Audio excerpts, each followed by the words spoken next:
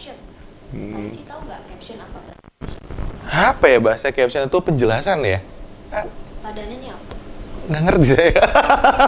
Tunggu dulu, laptop itu saya pernah membaca gitu, apa gitu, tapi saya lupa serius. Koji, komputer jinjing. Komputer jinjing. Mari kita belajar padanan bahasa kali ini.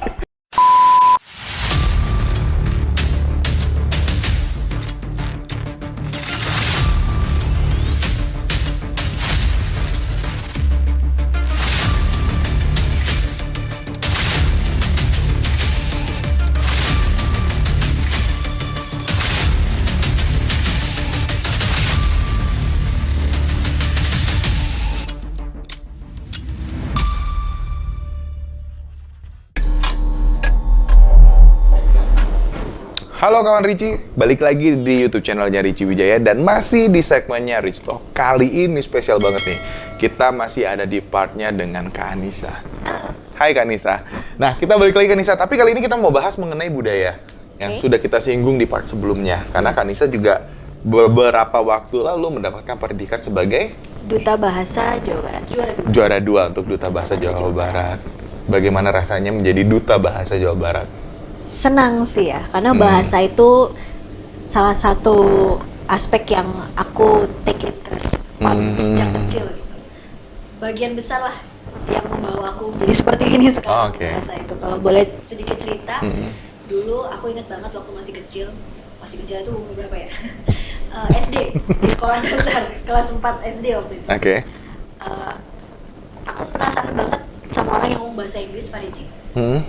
Ini ngomong apa sih orang-orang ini gitu, kayak aku ngeliat di TV, ngeliat di internet. Kayak seru gitu ya? Iya, kayak seru banget sih. Terus aku paham ada beberapa channel gitu ya, kayak Discovery Channel gitu, yang ih kok menarik ya, tapi kok aku nggak ngerti gitu. Ini ngomongin apa sih, kok kelihatannya gambarnya menarik, bahasa apa sih kalau di Discovery gitu kayak ada history betul. Hewan-hewan gitu, tapi kok aku nggak ngerti gitu. Akhirnya untuk for the sake of learning English gitu, dulu aku pakai Facebook kan, pertama kali dikenalin sama papa sama Facebook. Facebook itu kan terbuka banget ya. Betul. Jadi dulu inget banget, aku ke warnet biasanya sama saudara kembarku dulu, setiap kali dia berkunjung ke rumah, itu aku nge-add-in ada kali sampai 500-600 pengguna Facebook dari orang luar. Serikat. Oke.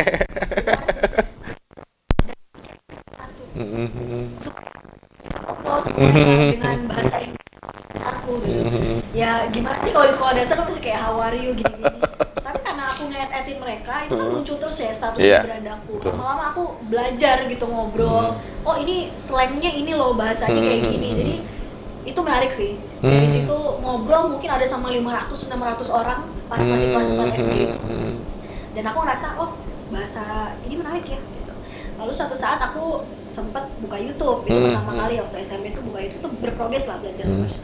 Aku nonton YouTubers, terus aku nggak ngerti gitu loh. Ngomong apa? Ini ngomong apa sih gitu? Kan belum ada fitur translate ya, subtitle itu belum ada. Betul. Kan belum ada. Jadi ada YouTuber namanya Jax Gap dulu. Kebetulan kembar juga, cowok gitu, kembar yang biasa lah kayak fangirling gitu lah dulu. Tapi kan kok kayaknya gue nggak mau naksir gara-gara mukanya doang, gue pengen ngerti mereka ngomong apa gitu. Jadi Jax Gap, if you watching this, you inspire me to learn English actually. Jadi karena mau paham gitu sama bahasa itu, aku belajar lah ngedengerin video mereka itu, bisa kuulang sampai berpuluh-puluh kali supaya aku paham ngomong apa sih, kan belum ada translate ya kan dulu. Gitu sampai akhirnya ya terus menerus mulai baca dan lain sebagainya. Terus dulu juga banyak platform yang untuk ngobrol banyak betul. sama teman-teman dari mancanegara gitu. Ya gitu akhirnya aku sadar kalau bahasa ini menarik ya. Ternyata aku cinta ya bahasa. Dan akhirnya aku memutuskan untuk sempat ngajar waktu itu di rumah. Jadi di rumah banyak banget teman-teman yang I would say financially nggak begitu untuk bisa kursus dan sebagainya ya. Akhirnya aku buka kursus untuk mereka. Satu sesi itu 15.000 sampai ada yang nggak bisa bayar pakai ikan tongkol. Itu beneran serius? Seriusan, dan aku suka ikan tongkol, jadi kayak I don't mind gitu kan, kukus gue gadoin gitu kan di situ.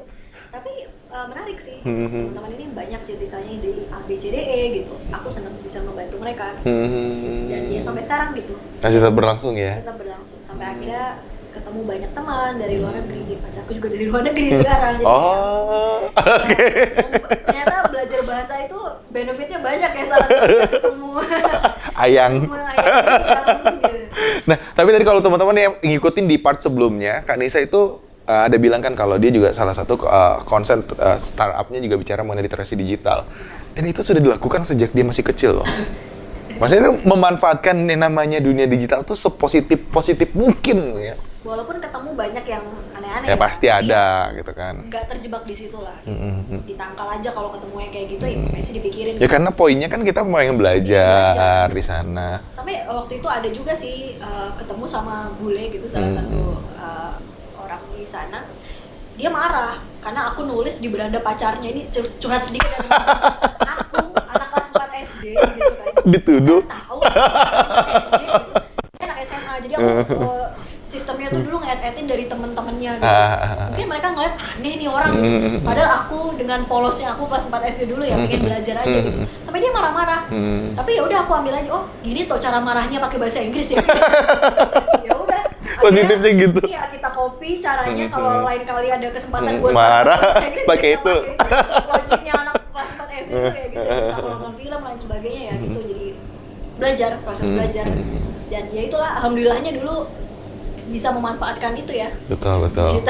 Tapi Kak Nisa, kalau tadi dengan bahasa dan sebagai duta bahasa Jawa Barat gitu, program apa sih sebenarnya dilakukan di dalam komunitas duta bahasa tersebut sebenarnya? Oke, banyak sih sebetulnya ya. Terakhir kali untuk program yang kita coba untuk naikkan itu, kita mau menjadikan bahasa Indonesia itu sebagai salah satu bahasa utama di Bahasa Indonesia, oke. Bahasa Indonesia menjadi bahasa utama di ASEAN. Teman-teman tahu nggak sih kalau ternyata bahasa Indonesia itu sudah dipelajari di 47 negara di seluruh dunia. Penuturnya itu ada sekitar 400.000 sekian. 400.000? Banyak, sadar nggak teman-teman? Mungkin kita kadang-kadang mikir, ya bahasa Indonesia gitu. Siapa sih yang tahu, siapa yang suka gitu ya? Ya, note this ya, 47 negara itu mempelajari bahasa Indonesia dan penuturnya itu ada sekitar 400.000 lebih dan itu terus berkembang. Jadi jangan merasa rendah diri teman-teman sama bahasa Indonesia, berbanggalah karena orang-orang di luar pun banyak loh yang menutur pengen belajar juga ya kan. Jadi program terdekatnya itu kemarin kita mengkampanyekan terkait bahasa Indonesia sebagai bahasa kedua di ASEAN. Lalu kita juga sempat buat aplikasi kemarin untuk belajar bahasa Indonesia, namanya itu Arkais. Itu salah satu program Duta Bahasa Jawa Barat untuk Duta Bahasa Nasional waktu itu. Jadi ada temanku yang maju ke nasional, dia membawa program itu. Dan masih banyak lagi sih yang lainnya. Kita juga coba untuk mengedukasi teman-teman di banyak tempat terkait bahasa Sunda atau bahkan bahasa Indonesia itu sendiri, karena banyak juga ya teman-teman yang penggunaannya masih salah gitu. Bagaimana caranya menggunakan bahasa Indonesia dengan baik dan benar. Aku pun masih belajar gitu.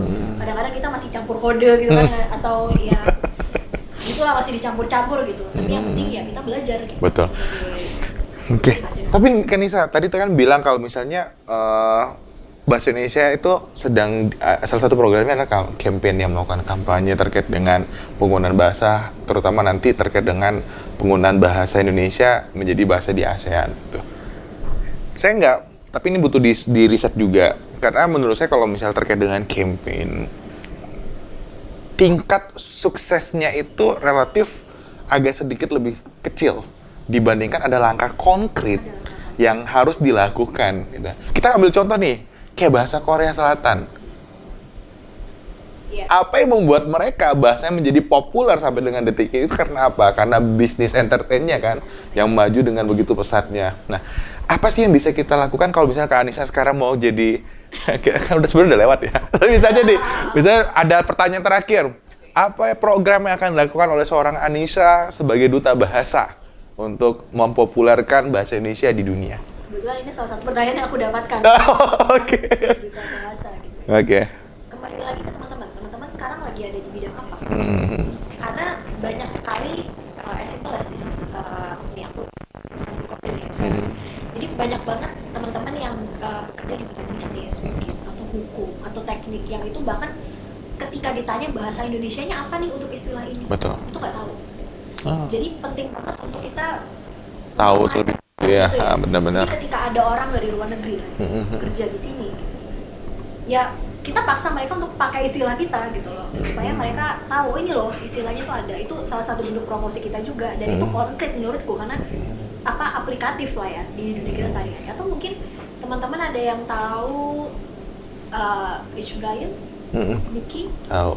itu mereka membawa bahasa Indonesia ke Setiap konsernya ya? Iya, setiap konser. Kemarin juga Nicky sempat kayak nyanyi Indonesia Raya ya, saat lagi konsernya. Bener. Di apa itu namanya, aku lupa, yang besar banget itu konsernya di USA kalau nggak salah. Jadi apapun itu, teman-teman di jurusan manapun itu, coba selipkan bahasa Indonesia gitu. Apa nih, di aspek apa yang bahasa Indonesia bisa ditingkatkan gitu.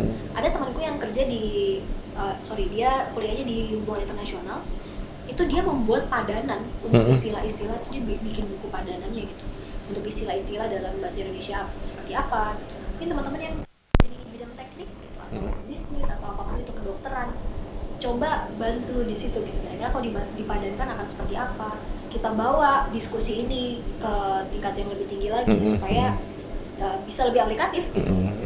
Simpel as that sih, mungkin Pak Ricci ya bisa dibilang. Tapi kalau saya bilang nggak sesimpel itu sih. Iya, Kadang-kadang nggak simpel, tapi itu kan hal yang bisa kita lakukan gitu. Betul. Cuma memang benar, contohnya di dunia akademisi untuk bahasa-bahasa di keilmuan manajemen keuangan, itu kita nggak bisa langsung mencoba untuk memadankan dengan bahasa yang langsung ditranslate. Lalu kita kebingungan, tepatnya apa sih ya kita padankan? Nah, sehingga karena kita ngomongnya gini, lah kita kan bukan orang bahasa ya udahlah kita pakai aja bahasa asing terlebih dulu kita gunakan supaya nanti tidak bias nih dalam pemahaman mengenai definisi daripada kata ini gitu kan.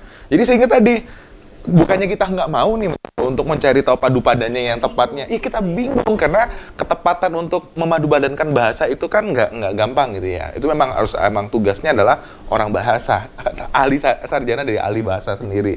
Cuma memang harusnya kita di dalam dunia akademisi bisa duduk bareng dengan sarjana ahli bahasa ataupun para pakarnya terkait dengan temuan-temuan padanan yang tidak bisa kami lakukan, tidak bisa kami translate menjadi bahasa Indonesia yang baik gitu. Karena banyak ya contoh definisi apa kayak di keilmuan manajemen keuangan ataupun di lainnya tuh ketika ditranslate jadi bahasa Indonesia kok jadi bingung ya.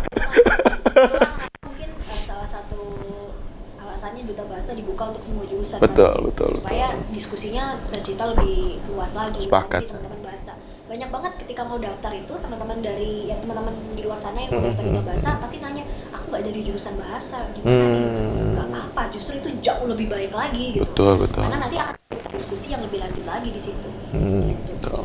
Tapi setuju sih waktu Pak Ricci bilang banyak bahasa-bahasa sehari-hari kita nggak tahu apa padanya. Caption. Pak Ricci tahu nggak caption apa? Apa ya bahasa caption itu penjelasan ya? Padanannya apa? Nggak ngerti saya. Takarir. Apa? Takarir. Takarir. Oh. Laptop. Tunggu dulu, laptop itu saya pernah membaca gitu apa gitu, tapi saya lupa serius. Koji, komputer jinjing.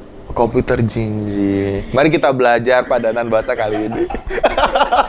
Saya pun ketika baru bergabung bahasa, oh ada ya. Gitu. Emang ya benar. Takarir. Kenapa caption jadi takarir ya? Ya itu ya. Ya. Oh ternyata ada. Gitu. Cuma kita nggak pernah pakai, jadi ya nggak terbiasa dengan itu. Padahal saya follow loh akun-akun misalnya Alibasa, cuma memang ketutup sama Ivan Lani itu saya follow, terus juga di Twitter juga saya follow, cuma ketutup sama grup girl band yang sedang saya ikutin. Kita harus bersaing gitu ya. Jungkook, bukan Jungkooknya, ada Xiaoting. Nah, bahasa ini kan sebenarnya bagian daripada budaya untuk bagaimana kita melestarikan budaya setempat ya Kak. Indonesia tuh terkenal dengan bahasanya yang luar biasa banyaknya, benar ya. Bahasa daerah. Kadang-kadang misalnya kita lari ke Papua, orang bisa bilang ya satu bahasa Papua. Tapi bahasa daerah Papua tuh banyak lagi. Setiap daerah beda lagi. Di Jambi kita ngomong bahasa Jambi, enggak. Jambi juga banyak, di Kabupaten Bungo ada lagi, nanti Kabupaten Kerinci ada lagi dan sebagainya. Sehingga memang bahasa itu di Indonesia luar biasa. Sepakatkah misalnya Kak Nisa, kadang-kadang kalau di dalam daerah itu kan banyak juga masyarakat yang masih belum mau untuk melepas atau untuk belajar atau untuk membiasakan menggunakan bahasa Indonesia. Nah, menurut Kak Nisa gimana tuh? Apakah biarkan aja mereka melestarikan menggunakan bahasa daerah, nggak usah pakai bahasa Indonesia, atau pelan-pelan yuk kita ajarkan mereka untuk menggunakan bahasa Indonesia, di samping juga bahasa daerahnya jangan dihilangkan. Yang mana yang harus mereka lakukan? Menurut saya tetap penting bahasa Indonesia ya. Lagi-lagi komunikasi itu perlu gitu kan. Jadi kalau ada bahasa kesatuan yang bisa kita pakai bersama-sama ya dipakai lah gitu. Betul. Tapi at the same time di saat yang bersamaan ya tetap juga bahasa daerahnya dipakai. Nah ini salah satu diskusi juga yang sempat saya lakukan dengan teman-teman dari Duta Bahasa. Gimana sih caranya? Karena sekarang kecenderungannya sih sebetulnya lebih ke orang-orang yang meninggalkan bahasa daerah itu gitu. Iya, benar. Gimana caranya gitu. Benar. Nah ini bisa juga peran orang tua gitu, membesarkan di rumah kadang-kadang menggunakan bahasa daerah itu penting ya sebetulnya hal kecil. Atau bahasa daerah digunakan untuk bergunjing gitu ya. Supaya nggak ketahuan sama orang. Cara yang bagus banget. Atau untuk melancarkan kode-kode rahasia gitu kan. Bisa juga sih. Tapi ya satu sisi juga kan kita bisa bilang bahwa budaya salah satunya adalah bahasa. Bisa menjadi sebuah perekat, bisa juga sebagai pemisah. Karena kan juga orang banyak tersinggung hanya karena ternyata bahasanya beda, hanya karena ternyata kebiasaannya berbeda dan sebagainya. Kalau menurut Kanisa gimana? Budaya itu kalau Kanisa bilang harusnya ya sebagai perekat atau memang identiknya sebagai pemisah? Identitas nggak akan bisa dihilangkan pasti ya, Pak Ricci. Bahasa kita itu identitas kita. Pak Ricci berasal dari mana, saya berasal dari mana, itu jangan sampai hilang. Tapi di saat yang bersamaan ya jangan sampai juga membuat gap gitu ya, membuat jarak antar satu sama lain. Makanya bahasa daerah itu perlu dilestarikan. Betul.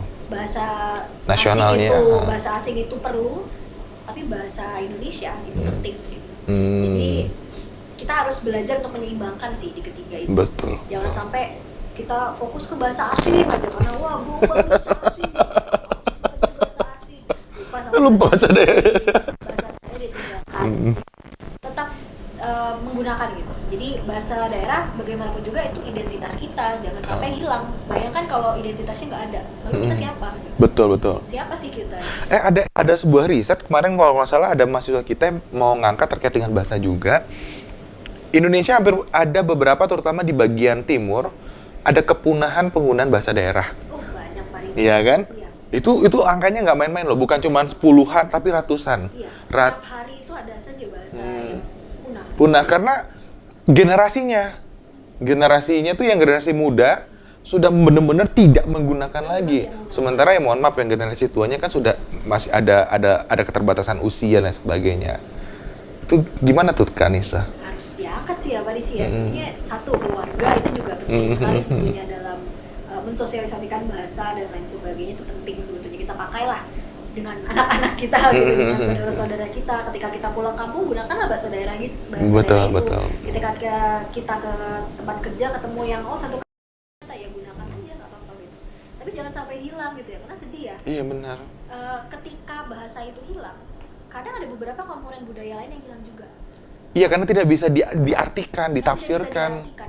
Ada salah satu fakta yang saya temukan juga ya ketika join dengan Duta Bahasa, ketika bergabung dengan Duta Bahasa, itu ada beberapa alat-alat masak di Sunda itu punah bersamaan dengan bahasanya karena orang udah nggak pakai lagi. Bener. Karena ada teknologi namanya rice cooker. Itu si benda-benda itu hilang karena ya orang sudah tidak menggunakan bahasa. Ya akhirnya si benda-benda itu hilang bersama bahasanya gitu. Betul. Jadi terbayang ya banyak sekali sebetulnya komponen-komponen di budaya kita yang mungkin bisa hilang kalau kita tidak gunakan gitu. Wah, saya rasa ini sangat mengkhawatirkan ya. Jangan sampai itu terjadi gitu ya. Karena gini, teman-teman mungkin ada yang bilang ya nggak apa-apa kan yang namanya juga sebuah peradaban pasti ada yang hilang dan pasti akan ada yang dilupakan dan sebagainya atau hanya jadi sebagai sejarah dan menjadi bahan cerita untuk suatu saat nanti. Please, itu tidak dilakukan. Kenapa? Alangkah baiknya itu dirawat. Karena dengan kita merawatnya berarti kita juga menghargai peninggalan daripada leluhur kita sebelumnya. Dan itu tuh bukan yang tiba-tiba jadi atau tanpa sebab untuk jadi gitu. Karena ada ceritanya lagi, ada sejarahnya lagi kenapa muncul dalam bahasa tertentu, kenapa muncul kegiatan-kegiatan budaya tertentu dan sebagainya. Ada artinya. Dalam setiap kehidupan bermasyarakat ya kan. Setiap hal kecil yang kita bawa sebagai identitas kita kalau itu hilang ya sedikit dari diri kita hilang juga. Iya, benar. Dan kebayang nanti ketika kita ada di dunia luar sana ya, ketika kita ditanya siapa kamu gitu. Siapa kamu? Saya Richie. Aisyah.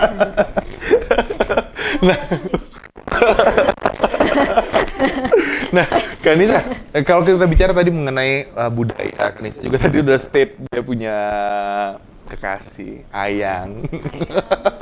Dari negeri seberang sana.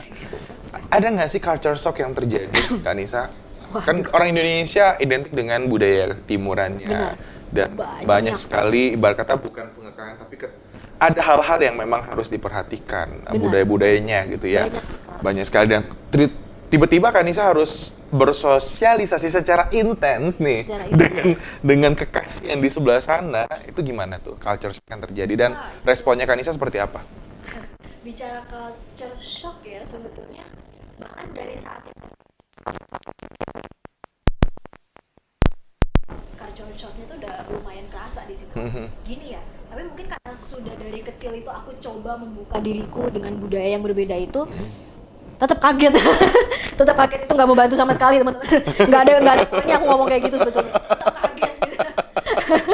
Karena ya dunia kan luas banget ya Pak Richie ya.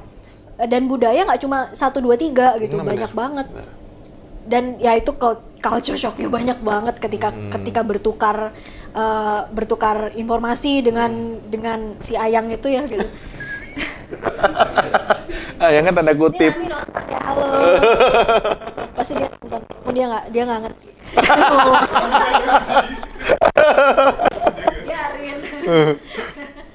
Itu banyak banget culture shocknya sih. Kayak tapi banyak juga kesamaannya gitu. Kayak kebetulan pacarku ini dia Spanish, dia dari Amerika Latin, dia di Kolombia, bicaranya bahasa Spanyol gitu kan. Ternyata banyak ya bahasa Spanyol tuh yang sama dengan bahasa Indonesia. Benar. Contohnya gratis itu sama. Sama gratis ya, free. Dan itu sama. Jadi kayak banyak ya. Jadi setiap kali kita ketemu, sama ya artinya gitu kayak. Lucu banget gitu. Ternyata ada kesamaannya dari bahasa itu. Tapi banyak juga perbedaannya ya. Gak hanya dari segi bahasa ya, tapi dari segi berinteraksi. Betul. Mungkin kita di Indonesia secara fisik nggak begitu nggak begitu intens gitu sama orang tuh kayak menjaga. Iya, Jadi betul. kalau mereka di sana ya ketika ketemu kasih pikir atau ya lebih secara fisik mungkin lebih ini aja ya, memang language-nya seperti itu, bahasanya mungkin seperti itu, bahasa keramahannya. Terus dari segi makanannya, kita pisang dimakan langsung, mereka dijadiin sup. Itu aku kaget pertama kali. Hah? Dijadiin sup. Terus mereka kaget juga ngelihat kok bisa dimakan langsung gitu. Ya ini biasa kali katanya gitu. Terus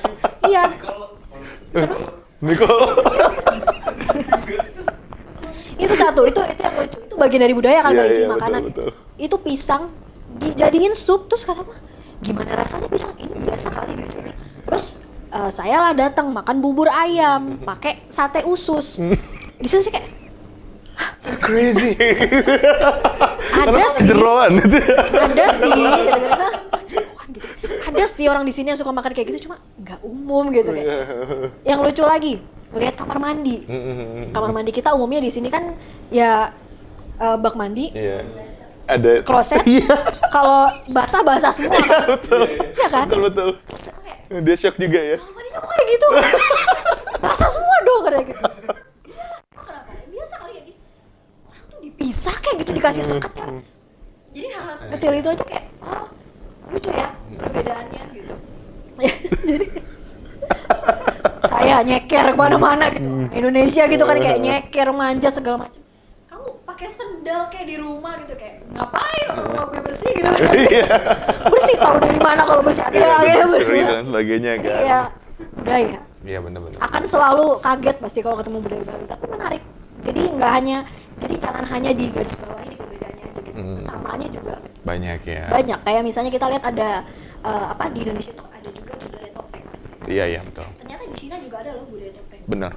Di beberapa negara juga ada, terutama di Asia. Iya, Asia itu hampir banyak gitu ada budaya topeng. Jadi ketika kita berbenturan gitu, jangan fokus sama aduh beda gitu.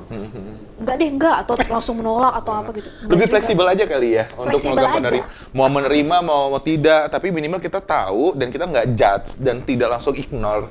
Bener ya, nggak langsung rejected gitu kan. pahami aja, karena perspektifnya beda juga ya. Benar. Kayak tadi lah yang masalah physical contact gitu misalnya ya. Ketika kita kan, ih ganjen banget sih nih orang luar Indonesia kayak gitu. Negatif thinking banget sih lo pikirnya. Padahal kan orang kaku banget. Jadi selalu ada perspektif gitu. Benar, Jangan benar. semua orang dilihat pakai perspektif Kacamata kita. dia sendiri, iya. Bahkan setiap orang di budaya kita sendiri aja beda-beda. Benar. Ada spektrumnya gitu kan. Betul. Jadi kalau teman-teman ketemu perbedaan budaya ya kaget nggak apa-apa, Enjoy aja. wajar. Tapi enjoy aja ya. Lihatlah dari sisi mereka itu gimana sih. Dan yang paling penting nggak perlu ngejudge lah.